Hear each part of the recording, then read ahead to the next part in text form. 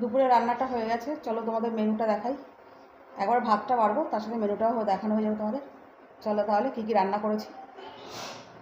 মেয়ের জন্য ভাতটা বাড়বো আর তোমাদের মেনুও দেখিয়ে দেবো।